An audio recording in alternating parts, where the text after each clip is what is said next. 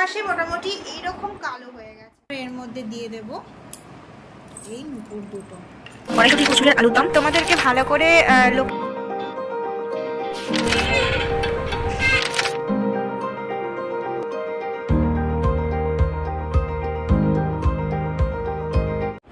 Hello everyone, good morning. আমি Megha, welcome back to my channel. তোমরা সবাই কেমন আছো? আশা করছি সবাই ভালো আছো, সুস্থ আছো। তো আজকের ব্লগে আমি তোমাদের সঙ্গে শেয়ার করব আমি রূপোর জিনিস কিভাবে পরিষ্কার করি। এই দেখো আমার বিয়ের নুপুর, মানে বিয়ে থেকে আমি এটা পরে আছি। এই 3 মাসে মোটামুটি এইরকম কালো হয়ে গেছে। যাই হোক, এটাকে আমি ঘরোয়া উপায় ছট করে পরিষ্কার করে নেব।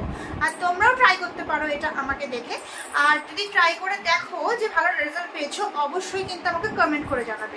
তো চলো ব্লগটা স্টার্ট করছি। এই হচ্ছে আমার পায়ের নুপুরের বেহাল দশা, যেগুলো আমি এক্ষুনি পরিষ্কার করে নেব। তা আমি ফার্স্টে একটুখানি গরম জল, হালকা মানে বিশাল ফুটন্ত নয়, একটু গরম জল করে নেব, করে এটা দিয়ে দেবো।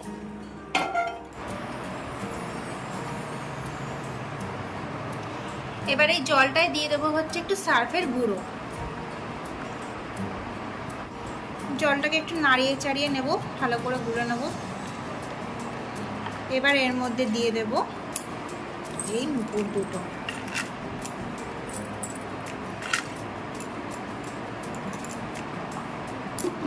এবার এইটা এরকম অবস্থায় থাকবে মোটামুটি 15 থেকে 20 মিনিট মতন এটাকে ভিজিয়ে রেখে দেবো।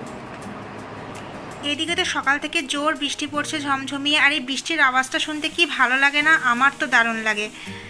আজকে দুপুরে কি রান্না হচ্ছে সেগুলো শেয়ার করে দিই চলো তোমাদের সাথে। মাথা আনা হয়েছিল, এবার আমি ভেবেছি মাছের মাথাটা দিয়ে ডাল করব। এবার শুভ মাছের মাথা খায় না, কাটার কোনো জিনিসই খায় না, এই জন্য আমি ডালটা আগে করে নিয়েছিলাম। এবার ওর জন্য আমি আলাদা করে একটুখানি ডাল এই যে এখানে করে নিচ্ছি, ফোড়ন দিয়ে আলাদা করে ওর জন্য ঘি ফোড়ন দিয়ে ডালটা বানিয়ে দিচ্ছি। আর এইটুকু ডাল আমি রেখেছি, এটা আমি মাছের মাথা দিয়ে আমার মতন করে নেব।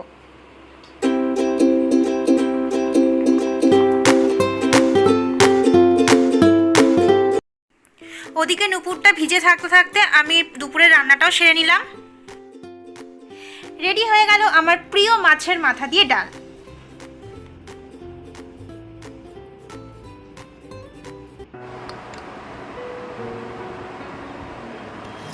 আমি আবার চলে এসেছি 30 মিনিট পরে, আর নিয়ে এসেছি একটা ব্রাশ আর একটা পেস্ট, একটা কোলগেটের একটা হোয়াইট পেস্ট। তো আমি এবারে পেস্ট লাগিয়ে এটা পরিষ্কার করে নেব।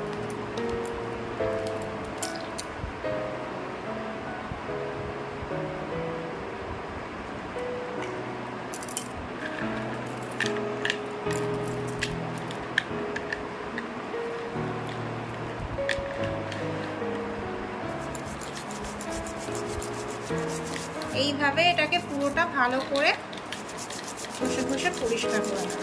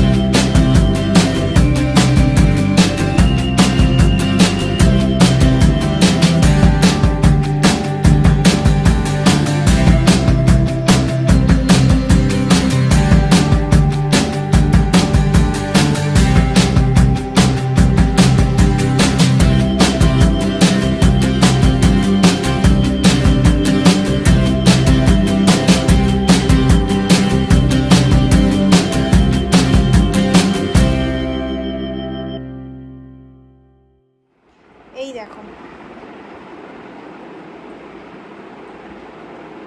পুরো সাদা হয়ে গেছে।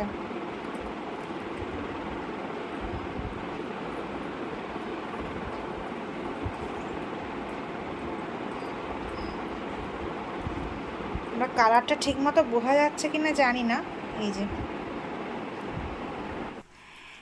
রাত হয়ে গেছে, তো শুভ বললো যে আজকে ডিম পাউরুটি বানাবে। আর ও ডিম পাউরুটির মধ্যে অনেক কিছু দিয়ে বানায়, মানে ধনে পাতা, টমেটো, পেঁয়াজ, কাঁচা লঙ্কা, আরও অনেক কিছু দিয়ে একসঙ্গে বানায়, তো ওটা খেতে বেশ ভালোই হয়। তো আজকে রাতের ডিনারটা তোমাদের সঙ্গে শেয়ারই করে দিলাম।